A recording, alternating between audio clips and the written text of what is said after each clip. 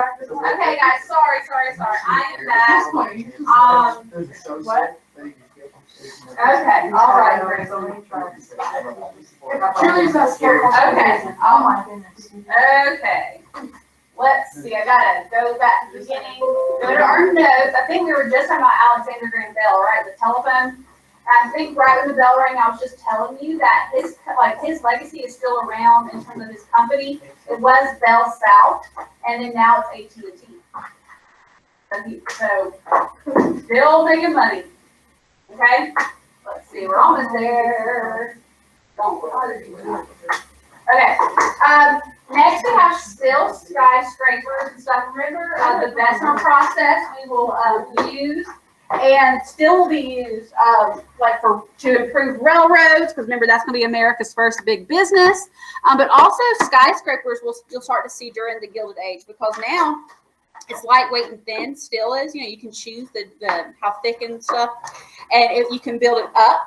Okay. You also will have things like street cars, think trolleys. You also will have like the Brooklyn Bridge, steel bridges now. So steel is going to be used so much. That's going to make people like Carnegie very, very rich. Okay. Yes. Yes. Just don't mess up my little thing. And there you go. Yes. You don't have to know. Yeah, you don't have to know. Just know that skyscrapers will be big during this time. Okay. So now with electricity, okay, there's Thomas Edison. His nickname was the Wizard of Menlo Park. Menlo Park is a research laboratory. It's actually the world's first modern research laboratory in New Jersey. And he established this, and he would employ engineers, kind of like Silicon Valley today, okay? But you would do it in New Jersey, and it's just all about creating inventions and getting awarded patents by the federal government. There were around 1,000 patents awarded to inventions that were created at Menlo Park. Okay, remember, patents are awesome if you get it, because it means you are rewarded by the government as the only company that can make it for a couple of years. Okay, so no one else can compete with you temporarily. Okay, he will improve the light bulb by making it incandescent. Think about like the filaments and the wires and stuff. The first light bulb he did not invent. It burned for 13 seconds. Is that practical? Not at all. Okay, his will burn for about 15 hours before burning out. That's a lot more practical considering seconds versus hours. Okay, and I like his quote. It's something like, success is 1% inspiration, 99% perspiration. Okay, and it's just that trial and error. I mean, he would have to use carbonized sewing thread and see how long that would burn the light bulb before it burned out. He also would use human hair to see how long that would burn. It's all about trial and error. Okay, but he did not create the light bulb. He improved it. Think incandescent light bulb. Okay, which would definitely be a lot safer than your kerosene lamps, because if it spills over, that's going to be really bad. Okay, he will actually create a lighting and electrical system that will light up all of New York City. It's okay. Go ahead and do it. There you go. Okay, and that's going to change things. Electricity. People back then, when it got dark, you were home. Now, like if you're a factory owner, you're like, ooh, electricity, we can have like third shift. You get what I'm saying? Now, of all his 1,000 patents, his favorite one was the phonograph. Okay, and you don't right now, just enjoy, and you don't have to write anything down right now. You've done incandescent light bulb, you've done your Bessemer process, you've done your transatlantic cable and the refrigerated boxcar. If you can just know those four, we are good. Okay, but his most favorite will be the phonograph, which is an audio recording and playback device. Okay, and y'all gonna think I'm high on something when I explain how it works, because it doesn't make sense. Okay, what it was, you had this box that had it was synced like a pulley system. Okay, you had two metal coils, okay, that were wrapped with very thin aluminum foil. Okay, Then you had these needles that were sticking from the top of the box, okay? And as you would record something, you would speak into the box and go like this and turn things. And basically the vibrations of the needles would make little indentations in the tinfoil coils. And then to play it back, you would just play it back the opposite way and it would work. Doesn't make sense. But that just shows you how much trial and error he was. Like I said, I am not high on drugs, okay? But that is I researched, okay? Now, here's a little trivia. When he was his first successful audio recording and playback, what was it?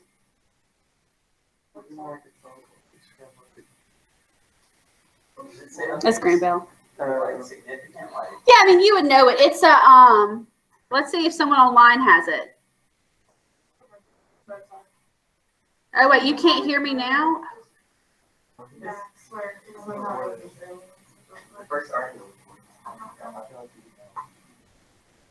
Okay. Okay, I was worried. Online people, y'all. Okay, I'll give you a hint. He sang it. He sang it. He sang it. Certainly later wasn't until the 1930s. Moses Rose, Constitution. The preamble. Schoolhouse Rock wasn't around then. Huh? I don't know who. I'm talking about Thomas Edison.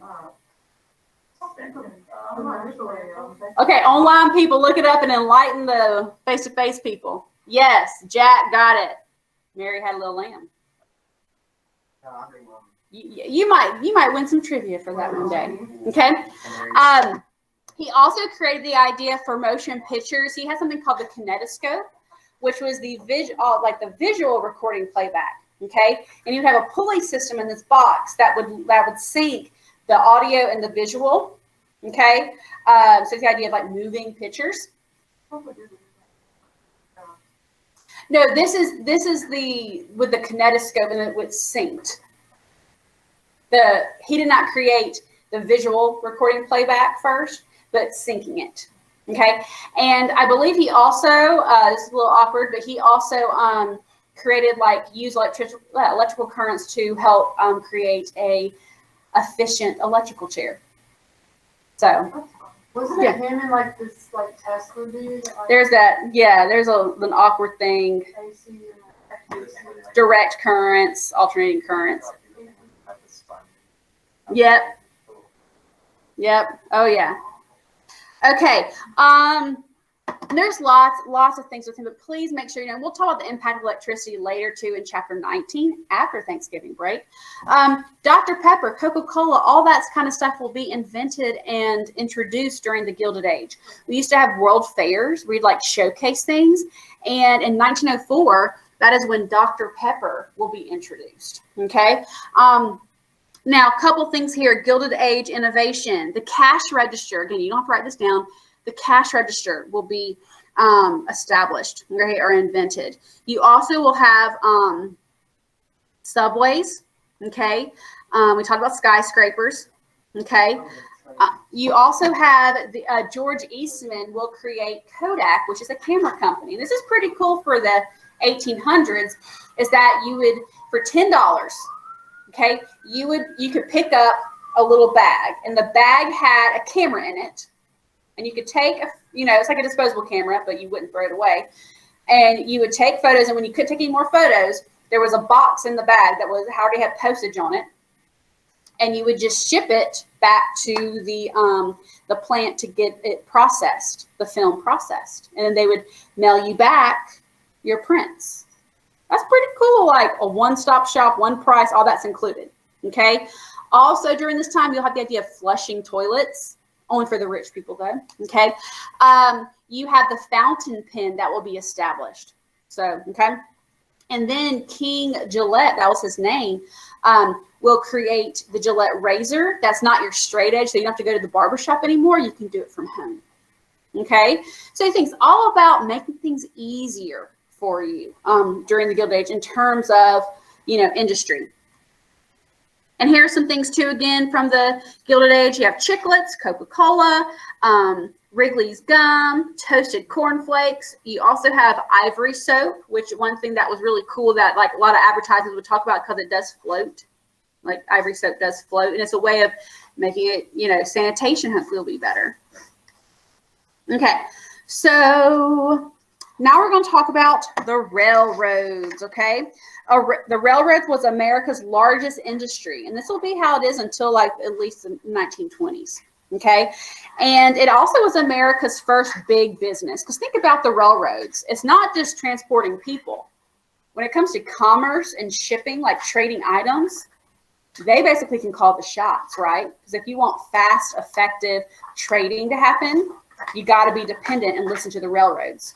That is why, like, we'll get standardized 4 time zones in America, and it was all because of the railroads. It was called railroad time. Okay, by the time it's 1900, we will have 5 transcontinental railroads built. Remember, 1869, we have the first one. We get 4 more by 1900. So think about all of that. Okay, let's talk about a couple of individuals who will, and you can just see here, this is kind of out of order, but look at all the patents. This is by like decade. Okay, but look how many, like, it goes from here to like all the way up here. Lots of patents, lots of inventions, like the razor, the fountain pen, all that kind of stuff. Okay, look at all these railroads right here. Okay, what's going to, when we talk about like a main trunk line, is what it's called, that means like your main railroads. Okay, and eventually what's going to happen is a handful of people, we're talking like less than 5 people, will eventually get companies to merge, and they will control 5 people or less control all of this. We're talking rich, rich, rich, rich people. Okay, and so you need to make sure you know Cornelius Vanderbilt. That is him right there. His name was the Commodore. Okay, you can see his like little lamb chop facial hair right there. Okay, he's one of the first big millionaires. Before we get to Carnegie and stuff, he will end up dying like before, he's older and stuff. He'll end up dying before like Rockefeller and them really get going. Okay, and what is his industry? Transportation. He used to own in New York, he owned a very successful steamship company. And he decided to kind of risk some things and start a railroad main line that went from New York to Chicago. Okay, and he will invest a lot. If you've ever heard of Central Station in New York City, Grand Central Station, he built that. That was the main hub because it goes from New York to Chicago. Okay, and he will just make so much money off of this. Okay, he eventually will get control of other small, tracks and merge it into his. Okay, and here's a cartoon right here. You can see those lamb chops to know that's Vanderbilt. And this is kind of like, it's kind of like a negative portrayal. Like maybe like think Monopoly, think power hungry, think like too big, too powerful. Does that make sense? And basically it's like you might have these 2 operating companies, but who's really controlling them? Cornelius Vanderbilt. Okay, so if we're talking about Cornelius Vanderbilt being like the #1 richest railroad guy, Jay Gould will be #2 richest railroad guy. Okay, and again, #4, railroads controlled by a few powerful men. Okay, so financing the railroads. How do these railroad companies earn money to start up? Okay, first thing is, if you were going to construct a railroad track, the federal government would not give you money. What would they give you? You remember? Land grants. Now, for this blank, though, we're going to say subsidies. This is a word you definitely need to know. It's right here. Subsidies. A subsidy, we still use this word today. That means anything the government provides you. So for some, it could be public housing, food stamps, health care. Does that make sense? Unemployment. That is called a subsidy. So in this case, you would say government subsidies in the form of land grants. They didn't really, maybe the federal government didn't have money. They said, look, we have land. Okay, and that's what they would do. For every mile of track laid, they would get about a mile of land somewhere. And they knew that company would most likely sell it and make money that way. So in the end, they do get money, but it's through the land grants. Okay. Also, people could sell, these companies could sell bonds, which is like a direct loan. Okay. And then number two, the second blank, it's stocks, okay? We know the New York Stock Exchange has been around since the, late 1700s. However, it will really boom when it comes to railroads and investing in railroads, okay? And in case you don't know this, if you own some stock in a company, every couple of months, if the company did well, like actually made a profit because you own stock in that company, means you own part of that company, you get a check quarterly, and it's called a dividend check, meaning here's what based off of how much stock you own, here's how much profit you get from the company, okay? So if companies did really well, railroad companies, that means people who invested in the stocks did really well as well, okay? We know that in 1883, there will be a division of 4 time zones. Okay, don't worry, Emma. I'm looking at my notes, which might be a little outdated, but if you see anything, just don't hesitate to be like, okay, there is a blank. Don't worry, okay? Remember I told you that there's gonna be a lot of competition, and then eventually people will merge and take over, and the railroad industry will be controlled by just a handful of males, okay? So next we have Jay Gould. Remember I told you he's like number 2 wealthiest, railroad guy. And he owns the Union Pacific. Remember, the Union Pacific was in charge of building part of the Transcontinental Railroad, okay? What he did to really gain a lot of money was that he priced his rates way below cost. So people who are, it's like, oh, this rate's $2. Well, this rate to the same location, same time is 50 cents. I'm gonna do the 50 cents one. Do you get what I'm saying? And so slowly his competition's gonna fizzle out because everyone's buying the cheaper option for the same service, okay? Also, what would some railroad companies do to kind of get an upper hand? They'd offer free passes and rebates. Rebates is what you call a discount. And this is like your lawyers or your politicians. The people who are going to make laws about the railroads, don't you want to suck up to them and give them free passes so like they don't have to do much, okay?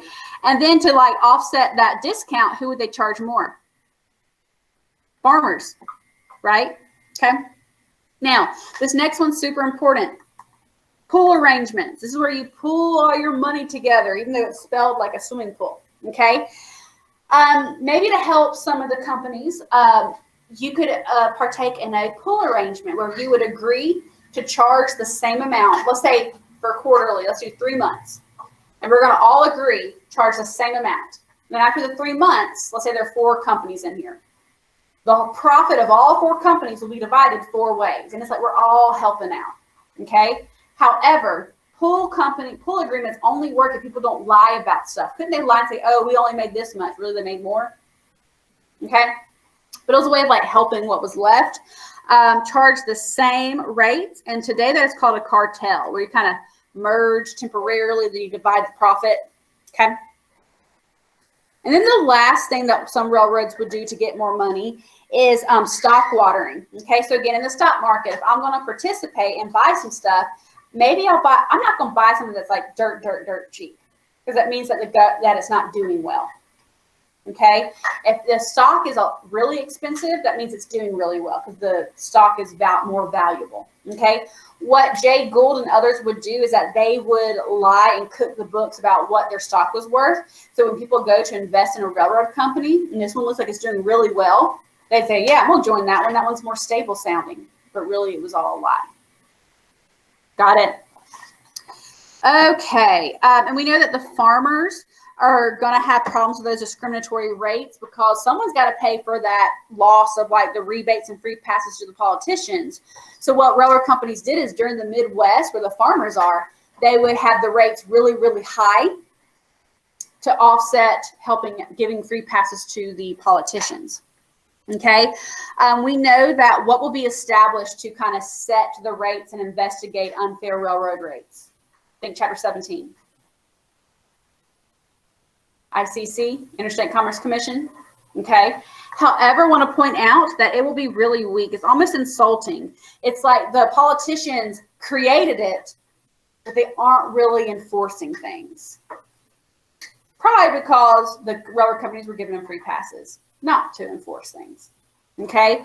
And then I want to point out, we know we talked about in 1873 how there was a panic with Jay Cooke's Bank and over-speculation of railroads. Very similar in 1893. There's going to be even more over-speculation of railroads, and 25% of the railroad companies will collapse. And another titan or monopoly guy, J.P. Morgan, will bail them out. Not only does he bail out these railroad companies, he actually will bail out the federal government's debt during that time. That just shows you this guy bailed out the government. Okay.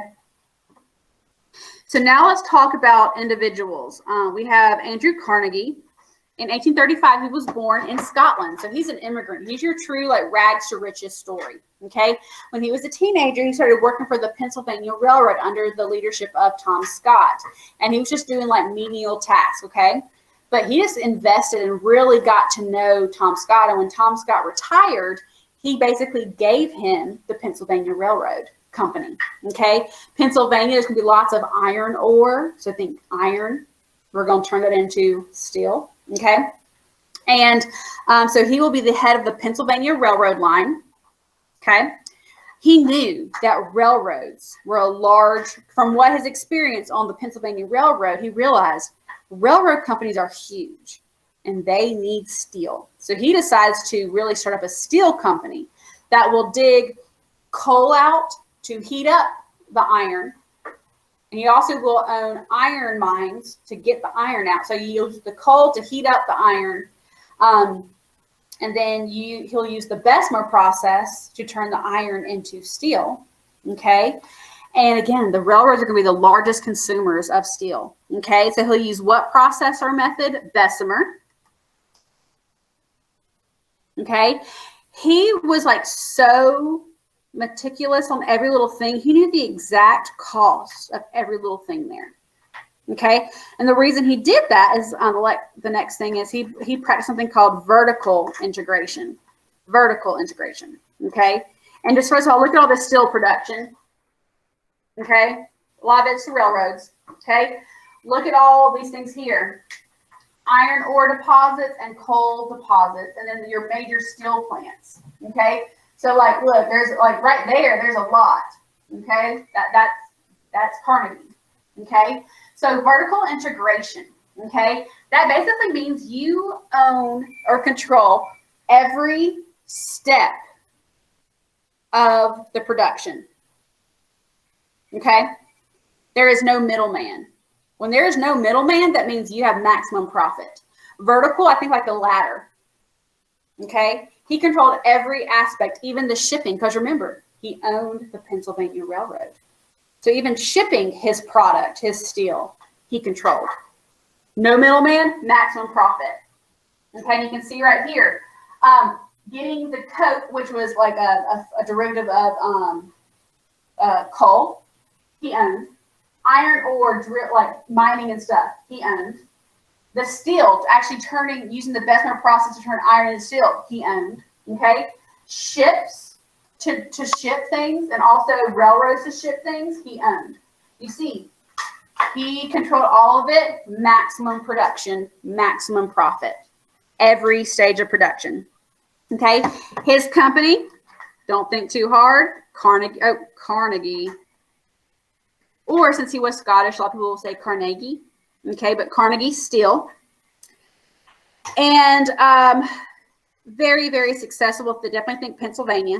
Okay. In 1901, he will actually retire and he will sell his steel company to J.P. Morgan. J.P. Morgan was kind of, think of it like a titan of the banking industry. And because he had all these investments, he'll then invest in certain businesses like buying out Carnegie. Okay. And that will be called, eventually, you don't have to write down his name. Charles Schwab, you might have heard of that company. It's his company. You don't have to write that down. But it will then become U.S. Steel. That's when J.P. Morgan owns it. It's called U.S. Steel. And it will become the first billion-dollar company in America. And we're talking 1901. Okay. You do not have to worry about this little chart right here. We're going to skip that. Now, with Carnegie, one thing that is interesting about him, okay, is that he was a philanthropist. He believed that, you know, if you're rich, you did earn it. You made the right decisions and stuff. However, if you are rich, you owe it to help the poor. Now, not with direct handouts. He believed that direct handouts would get rid of your initiative, okay?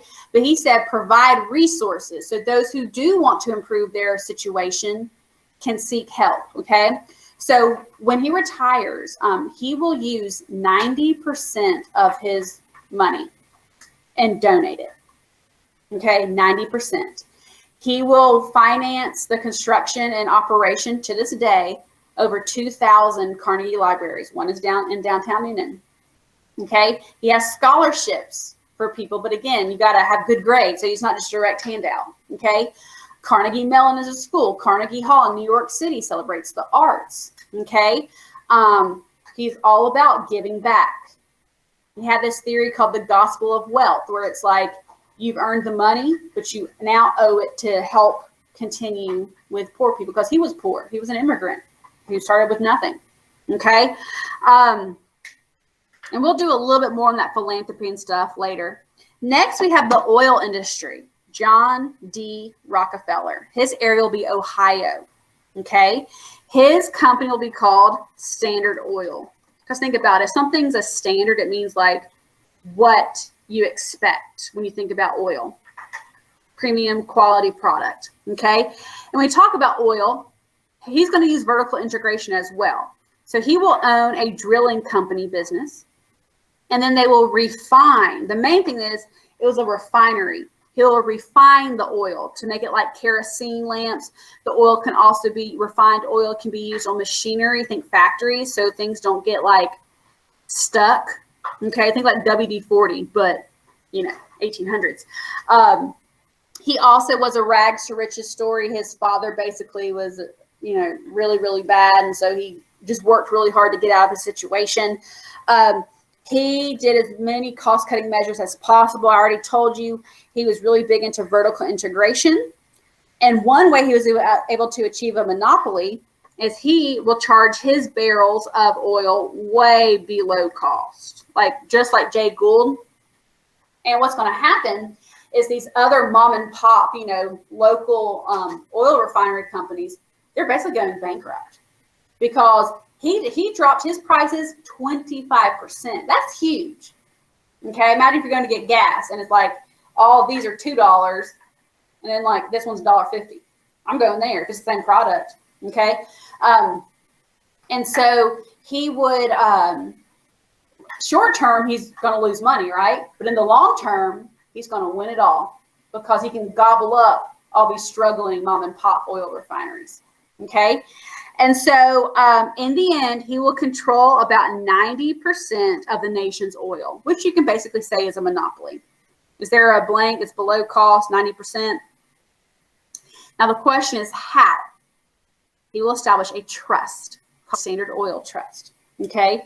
With 9 trustees, called a board of trustees, 9 of them. The rule was once you had 10 on your trustees, you had these stricter rules to follow. So he always made sure he had 9 and not a single one more. Okay. So he will be able to establish vertical integration and also what else? Horizontal integration. How I think about that one is like something like a ladder, vertical.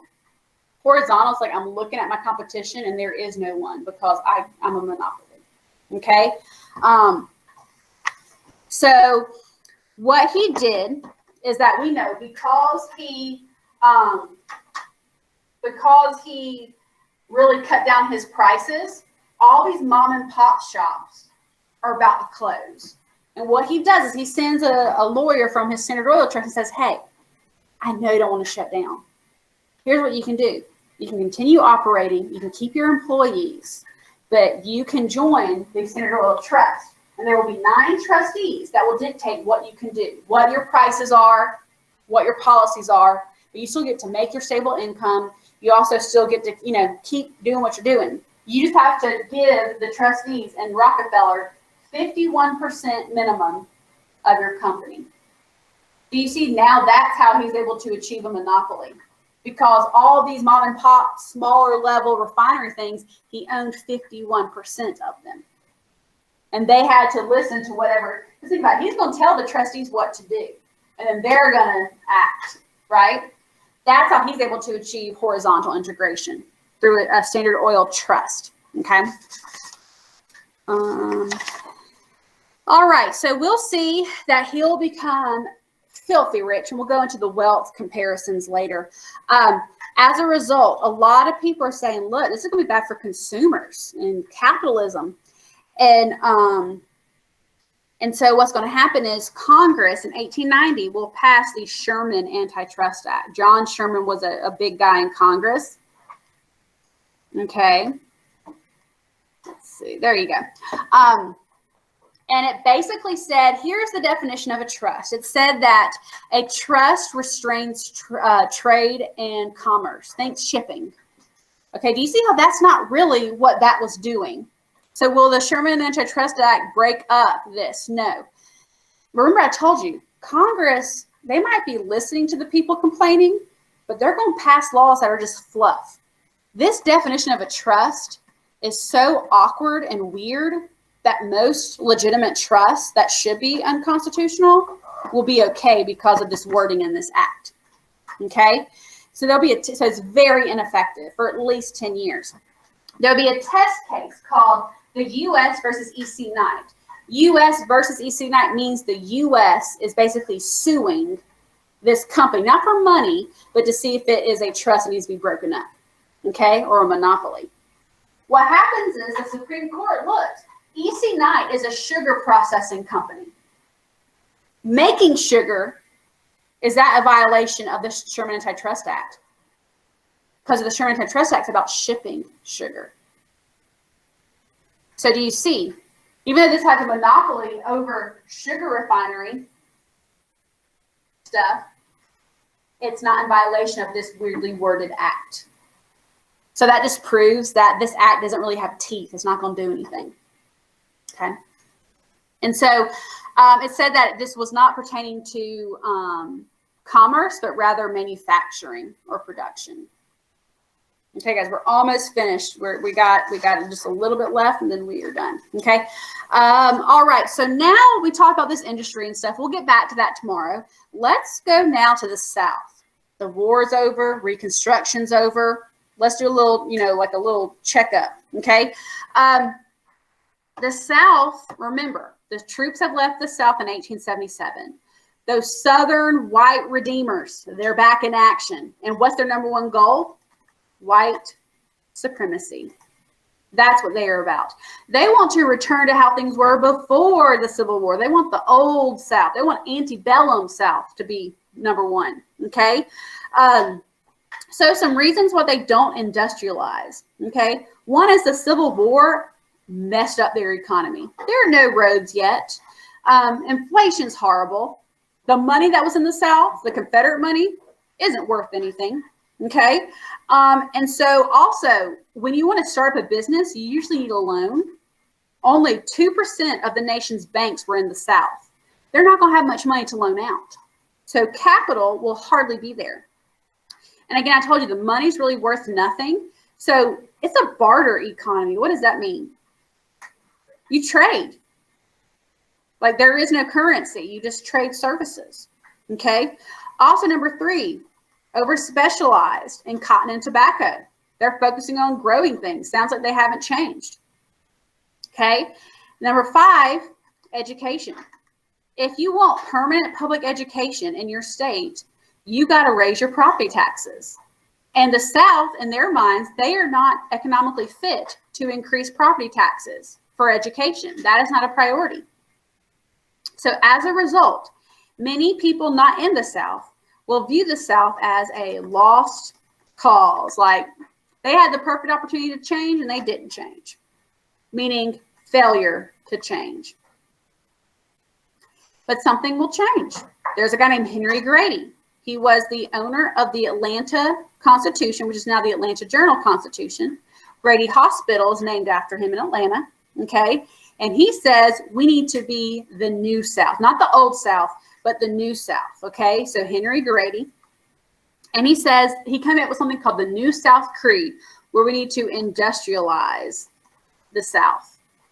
Stop hanging on to the old ways. We got to focus if we want to improve, okay? And he actually wrote a short story about there was a funeral of like the South, okay? And like the body represented the South. And he pointed out that everything at the funeral was from the North. The wood to make the coffin, the rock for the tombstone, even the clothing that the body wore. Do you get what I'm saying? And it was just pointing out that even for this funeral of the South, everything's provided by the North. And like, we need to jump on this bandwagon too. Okay. And people listened. Okay. And so here's some examples of this change in the South and how it will become this New South. Okay. Some Southern states will offer tax exemptions, meaning like if you start up a business, you will get a tax cut. That is huge. Okay. Also, the South will really focus on doubling its mileage of railroads and building new railroads, so they can really talk about shipping and stuff. There'll be two big examples. You have the James Duke Tobacco Company. That's going to make so much money with a new type of tobacco and cigarette. You also will have the Birmingham steel industry, the Iron Bowl. Okay, football people, y'all know it used to actually take place in Birmingham. And Birmingham was known for its iron, its steel, hence Iron Bowl. Okay, really big there. So those are two examples in addition to Tredegar Iron Works now. Okay, and then another thing that Southern people will do, because it's like we don't have money to pay people. Prisoners, remember the Black Codes? If you didn't have a job, you went to prison. Depending on the crime, jails would basically allow workers to go work here. Are they getting money? No, that means you don't have to pay them. But see how that's going to stimulate the economy because you don't have to pay for your workers. Okay. Last thing, the Southern meal economy. Now we know up north there's going to be factories and cities, right? Down south it's going to be mill towns in rural areas. Okay. An example of a mill town would be Arnco Sargent. Arnco Sargent was created by an owner of a mill, usually textile mills, okay, to create a place right next to the mill to house its workers. It was very common back then. Because think about it. If you work in a mill, you're going to work at least 6 days a week, 10 hours a day. Live right next door. And what they would do is they would charge rent. Most of these places said, hey, part of your wages would be your rent. Okay. So there's that. Augusta, Georgia was actually referred to as the Lowell of the South. First Block could not tell me this. But what was the industry in Augusta then, if it's the Lowell of the South? Thank you. Thank you. Textiles. Good. Okay. Now, remember I told you they don't really have much money and they have convicts working for them. Okay. They also can say, hey, your rent is part of your wages. But also each mill town had their own script. It's like fake money, but for that, and you could only use it at like the owner's store and stuff like that. And it was a way of saying, hey, I can't pay you money, but hey, if you're living right here and you're here 6 days a week and stuff, you don't need actual like money. You got this fake money where it only works in his places. Okay. But mill towns will really boom, especially in the South, and a lot of them were textiles. Okay. Do y'all have any questions? Okay. Want to point out, we're going to stop notes here.